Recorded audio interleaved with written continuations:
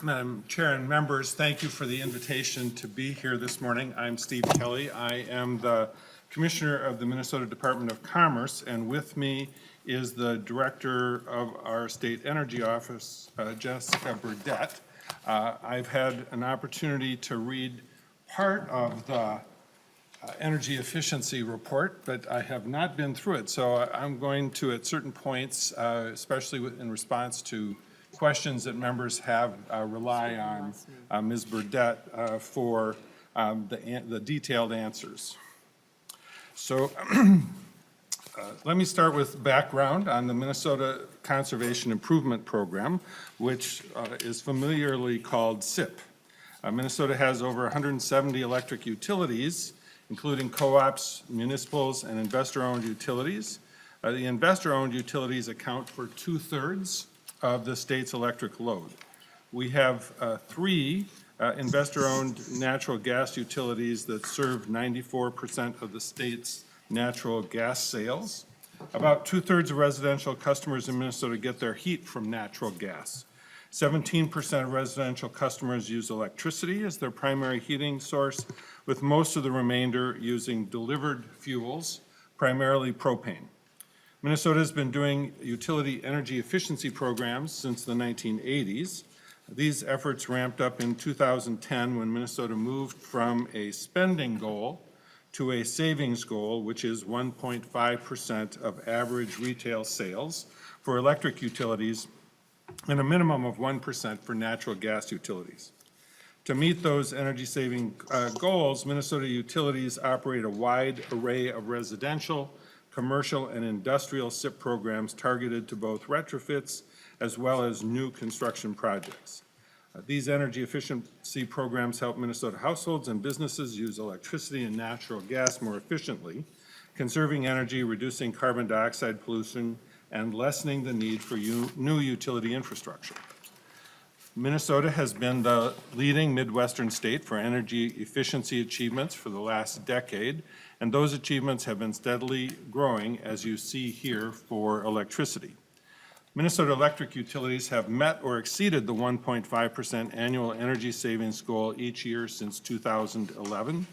And in 2017, the electric investor-owned utilities had their best year in terms of overall energy savings, around 780 gigawatt hours or 2.3% savings. This was driven primarily by Xcel Energy, which achieved significantly higher energy savings in 2017 compared to past years. Natural gas energy efficiency achievements follow a similar upward trajectory. The Minnesota gas utilities overall have met the 1% minimum, but only exceeded the 1.5% goal in 2017. In both 2016 and 2017, Minnesota's gas efficiency achievements were the highest in the nation. In 2017, CenterPoint Energy had one of its most successful years ever in terms of energy savings, 2.6 million decatherms, or about 1.9% in savings. While Minnesota has historically done quite well with energy efficiency achievements, the state has heard concerns from stakeholders about being able to meet goals looking into the future. To address these concerns and plan for SIP's future, the Department of Commerce commissioned a study to look at the next decade of energy efficiency. The project team included Center for Energy and Environment, Optimal Energy, and Seventh Wave. They had three goals: estimate statewide electric and natural gas energy efficiency and carbon saving potential for 2020 through 2029, identify cost-effective opportunities for realizing the state's energy efficiency potential, and engage stakeholders to inform future energy efficiency policies and programs. 4 different types of potential were estimated as part of the study.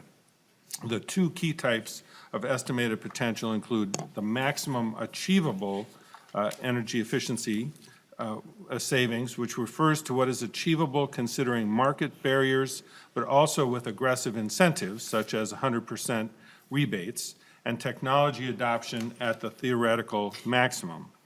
Program potential refers to a subset of achievable potential with more limited incentives and program budgets. Here are the high-level results for electric utilities through the end of 2029.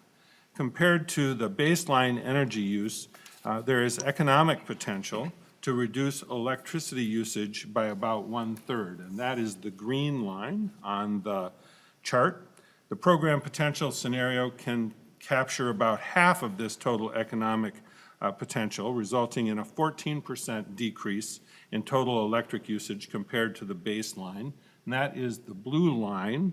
And then the maximum achievable scenario can capture nearly 2/3 of the full economic potential, resulting in a projected 21% total decrease in electric usage compared to the baseline, the maroon line. This next chart shows the breakdown in end uses at the end of the study period. It shows the relative contribution to cumulative total 2029 savings for the program potential scenario. Residential represents 20% of the total, while commercial and industrial represents about 80%. You can see that for residential, lighting represents a mere 6% of total potential. Space heating shows the largest end-use potential at 35% of total residential potential. The project team did not consider fuel switching in the potential estimates, so the space heating potential is only for those homes that currently heat with electricity, which is about 17% of households in Minnesota. The reason that space heating represents such a large potential is that for those 17% of homes that heat with electricity, they use a lot of electricity, roughly double that of non-electrically heated homes, and there are some rather recent technology advances that have enabled huge savings in these electrically heated homes, which I'll talk about more shortly. In the commercial and industrial sector, lighting still represents 25% of total potential. So even though lighting has dominated savings achievements in recent years, there's still a lot of inefficient lighting out there. This end use also includes control strategies for lighting as well as fixture and lamp retrofits. We also see several new end uses increasing in importance in the commercial and industrial sector, especially refrigeration, motors, and system efficiency. System efficiency refers to energy efficiency measures that can save multiple end uses at once and often achieve increased efficiency through operating existing equipment more efficiently. For example, building automation systems in large buildings increasingly have advanced sensors and controls, which when combined with automated logic can identify, diagnose, and correct faults in large, complex heating, ventilation, and cooling systems, saving motors from running, ventilation from being pumped in, and cooling from being used when it is not needed. Within the residential sector, system efficiency includes behavioral measures like home energy reports, which also reduce energy use across multiple end uses. The project team modeled nearly 300 different gas and electric measures, but we present here the top 5 measures that contribute the most to residential electric potential. 2 of these measures are cold climate heat pumps for electric space heating that can cut the electricity used for space heating nearly in half compared to electric resistance heating. In total, heat pumps represent over 20% of residential potential. Other measures on the list include programmable thermostats, particularly the newer smart thermostats, as well as Energy Star clothes washers and home energy reports, a proven behavioral strategy for the residential sector. We turn now to natural gas program potential. There's a total economic potential to reduce natural gas usage by about 1/3 by 2029. The modeling showed about 1/3 of this total potential being captured by the program potential scenario, or an 11% reduction in 2029 usage over the baseline, and just over half being captured by the maximum achievable scenario, or about an 18% reduction in energy usage versus the baseline projection. The next graph shows the end-use breakdown for natural gas. Residential represents a larger fraction of the total savings compared to electric. Residential savings for natural gas is nearly doubled that for electric at 40% of total savings.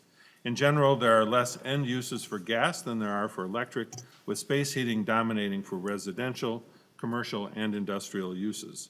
Similar to electric, system efficiency is also a large opportunity in the commercial and industrial sector. For gas, within residential natural gas measures, the top 5 measures represent a very significant fraction of the total savings compared to electric, increasing the relative importance of each of these measures. Condensing furnaces and boilers have long been a mainstay of residential gas programs, and our modeling shows that that will continue to be true, representing nearly 40% of total potential. As with the electric measures, programmable thermostats are also in the top 5 for gas. There are still a substantial number of older Minnesota homes with inadequate insulation, thus adequate insulation and air sealing makes this list as well. Aerosol envelope sealing is the only emerging technology measure to be on the list and is not widely used in Minnesota right now.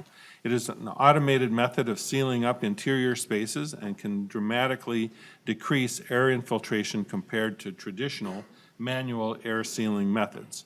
In our study, it's mainly applicable to new and remodeled homes, but in the future may find application with older homes as well. More information on these and other measures included in the study is available in the main report. The team also calculated the greenhouse gas emission reductions and the cumulative annual emission reductions.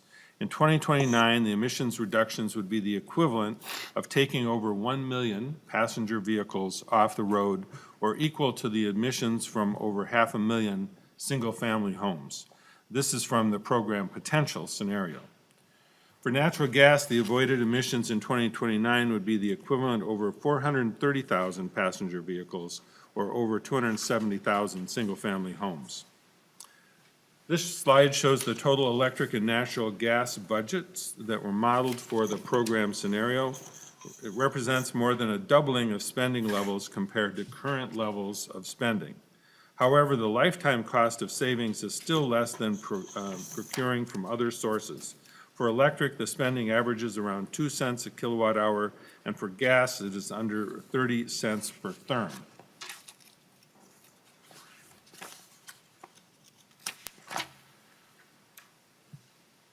Part of the study's scope was to assess current programs in Minnesota and make recommendations for programmatic strategies that will be necessary to capture the end uses and segments that we just talked about.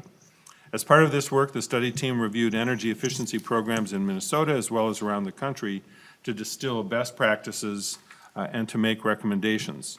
We see themes emerging from the study team's review of existing energy efficiency programs in Minnesota. First, Minnesota already has a strong foundation of effective SIP programs.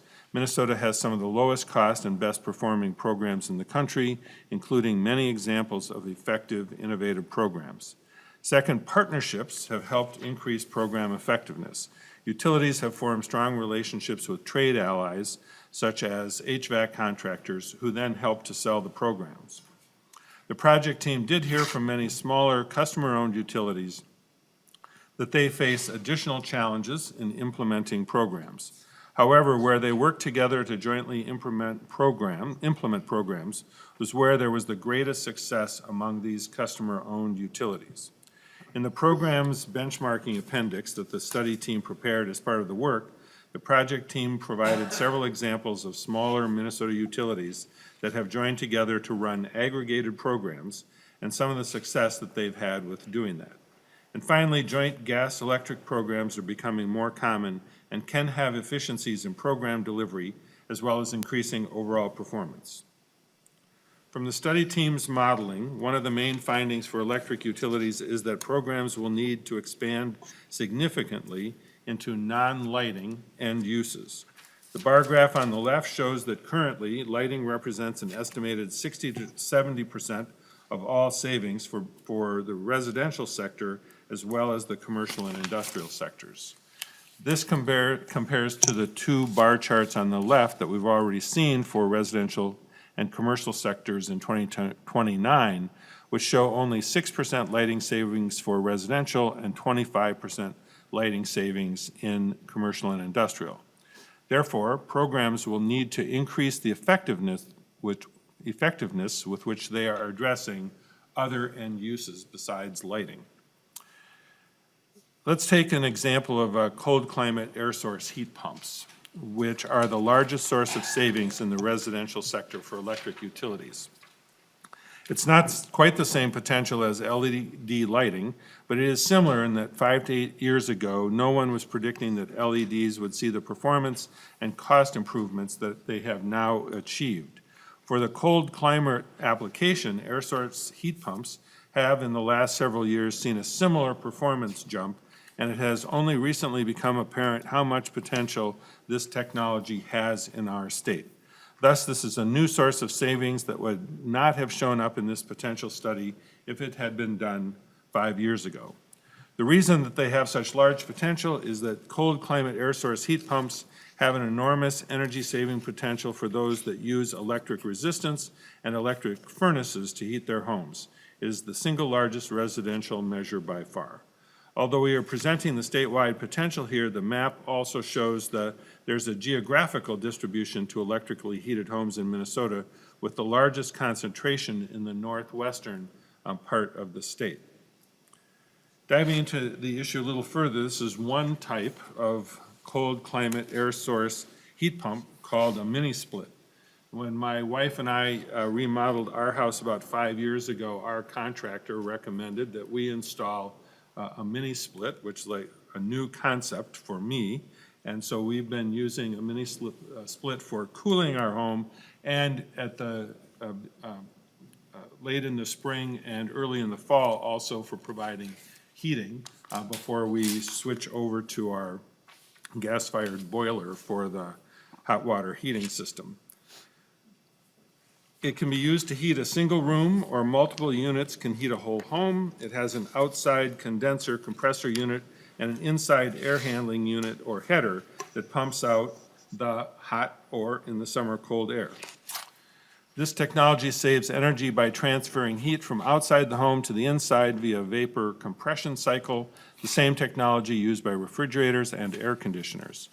Air source heat pumps are pretty common in warmer climates for heating, but the cold climate version that works effectively down to 0 degrees or colder has only come on the market in recent years, so it's still a relatively new technology. As part of the potential study, the project team reviewed recent years of sales data for air source heat pumps. The data shows that contractors are not selling the most efficient versions of this technology, even though the high efficiency versions are not much more expensive. This is currently a gap in most utility programs. There's an opportunity for SIP programs to make a difference through trade ally outreach and effective incentive programs. For natural gas utilities, it is less dramatic of a turn from traditional energy efficiency sources. However, the residential sector, with 40% of the potential, is a more important sector than it is for electric utilities in general. Smart thermostats will become a larger part of the utility savings mix than currently. The project team found an existing saturation level of 7% in single-family homes from the primary data collection network. There's a lot of growth potential there. As smart thermostats are relatively new technology, and we are still learning about how they can be effective in saving energy, this technology will also be important from a research perspective to make sure that utility programs are promoting effective smart thermostat technology and that the savings is being claimed consistent with the latest evaluation research. And I can say that in connection with our own home remodeling, I installed Nest thermostats, but they're not directly designed for controlling hot water heating systems. They're more effective with forced air. So our contractor had to insert a different set of controls in between the Nests and our boiler in order, and the zone controls in order to make this effective. So I can say from my own experience that there's a challenge in adapting these smart thermostats to different uses, and especially to adapting them into refurbished older homes.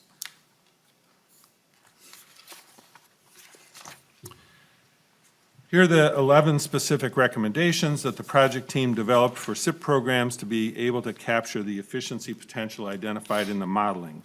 Many utilities in Minnesota are doing most or even all of these practices to some degree or another. I won't go into detail about them, but you can refer to the full report for more detail. Madam Chair and members, thank you very much for the time and Ms. Burdette and I would be happy to respond to questions. There are questions. Representative Straczynski. Thank you. Thank you, Madam Chair. And I got one question to the testifiers and then a second question to nonpartisan staff. Just kind of want an explanation kind of along the lines of the cost effectiveness of the SIP measures. So like as you're moving through the spectrum of things you can do from a cost effectiveness standpoint, working with your partners, how do you measure that and what have you seen? Chair Guineas, Representative, thank you for the question. We look at cost effectiveness from a variety of perspectives. We look at the societal costs and benefits, the costs and benefits to utilities, participants, and the ratepayers. And within each of those perspectives, we balance the cost of the programs, the value of the energy savings, and ultimately determine based on those tests what is cost effective and what kind of program should be administered. Thank you. And then this question is for staff. It's kind of an off-the-wall question a little bit, but kind of I serve on tax committee as well, and one of the issues we've been working with is regressive taxation. And, one idea that we've been floating is taxation through regulation, essentially. And so when you look at whether it be increased costs in your utility bill through a regulatory process, have we ever looked at what something that a committee like this could potentially do by expanding the SIP or energy efficiency or any number of things and look at a regressivity of that policy and see how it would affect people of lower incomes and their increased costs of the utility bill? Have we ever done any research like that? Madam Chair, Representative Swedzinski, I don't believe we have done that kind of research. Thank you. Representative Hornstein. Thank you very much, Madam Chair, and congratulations, Commissioner. I'm very excited for your tenure in this position. And I think that you did an excellent job of, reminding us that energy efficiency is really the low-hanging fruit of how we can address a variety of issues, both in terms of building a strong economy and addressing climate and environment. And you started off by saying that the 1.5% standard is something that we, met and have exceeded. And you laid out, kind of over 9 years, how we can really even expand on that. Have you or the department or others discussed changing that numerical goal and increasing it and over certain specific timeframes? Madam Chair, Representative Hornstein, in the 3 weeks I've been on the job, I can say that I have not had an opportunity to discuss with the governor whether the department would make any specific recommendations with respect to the SIP goals.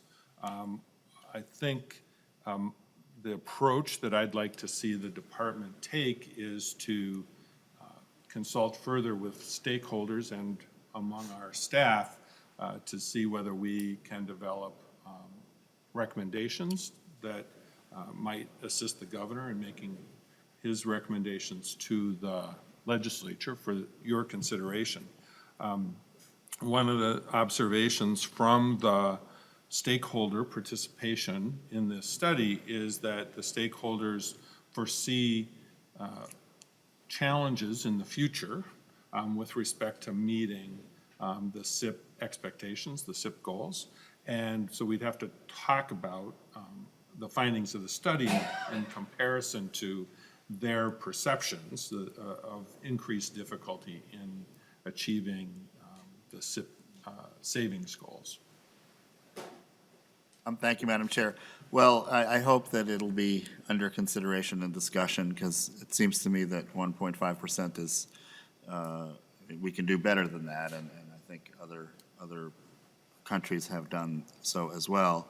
And as we have found out with the renewable energy standard, when we do set numerical goals, people rally and, we can meet or exceed those. So I hope that in energy efficiency we can have that same approaches we've taken to electric power generation. So thank you very much. And I also want to compliment you. I think this was a well-organized and very substantive presentation.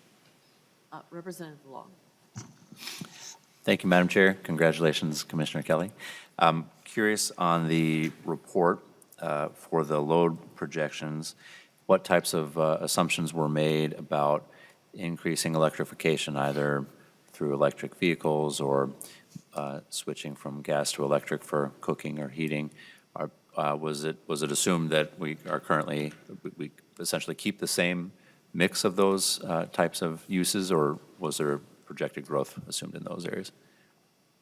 Madam Chair and Representative Long, I'm going to hand this off to Ms. Burdette. I do want to note that she was responsible for overseeing the development of the project scope and the results. So with respect to the compliment that Representative Hornstein paid, the credit goes to her.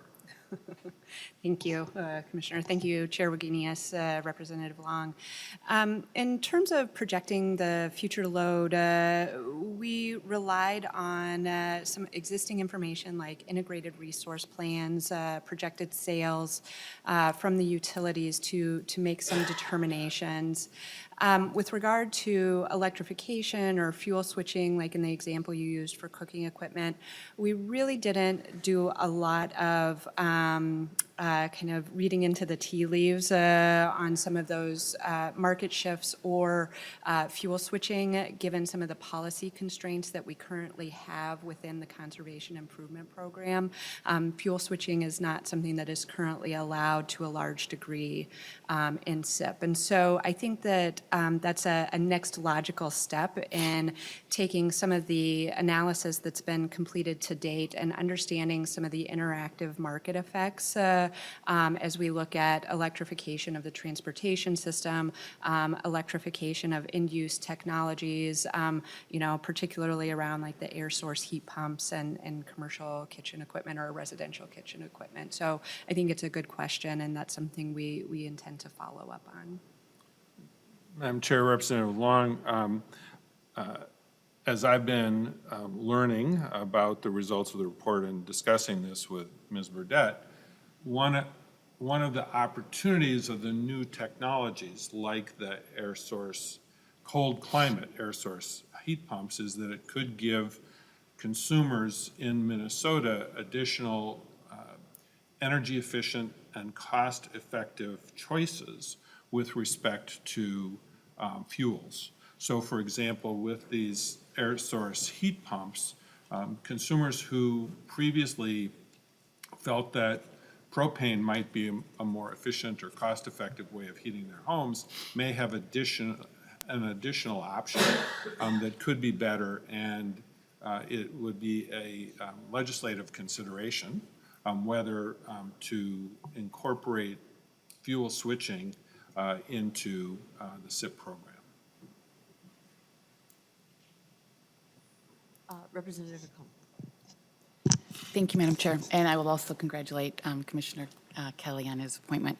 My question is about engagement, and you are doing obviously some great work in the Conservation Improvement Program, and you talked about this next decade plan, and that there are some low-hanging fruit that have been already reached, and yet there's still work to be done on lighting issues, or you also talked about some best practices and some new innovative techniques, and I'm just wondering what strategies you have or partnerships you have to try and help that engagement. We all know that education is, or knowledge is power, and so how can we help other people do better?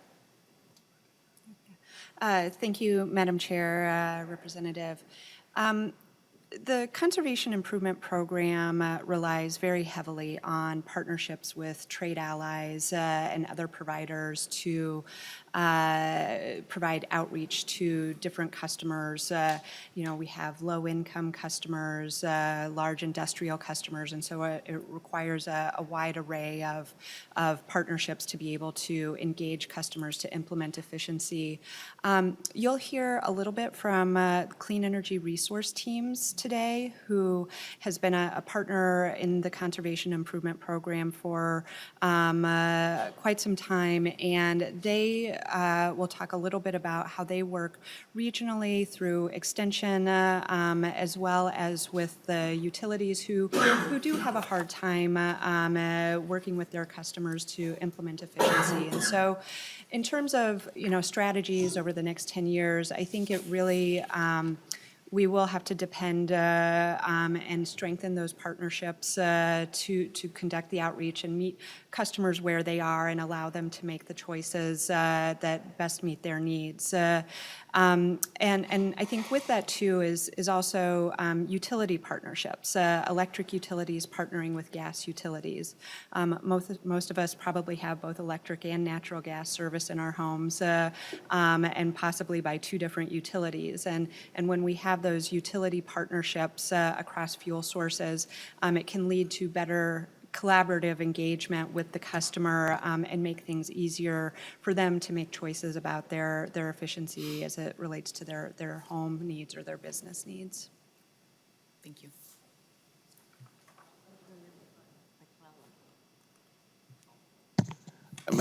Madam Chair, Commissioner Kelly, I hope you're enjoying your new job as much as I. You made reference to that you installed a mini split and you use it in the spring and in the fall. My question is on these cold climate air source heat pumps. Do you know what the cutoff point is when they can no longer create heat for the outdoor ambient temperature? Madam Chair, Representative, do you mean like if it's 20 below zero? Ms. Burdette. Thank you, Madam Chair, Representative. I could not tell you right off the top of my head the answer, but if I had one staff person sitting next to me, I could punt to that staff person. So we can get back to you rather quickly with that information. Madam Chair, I can say that I actually operate one of these and mine cuts out about 18 degrees. Beyond that, it cannot work.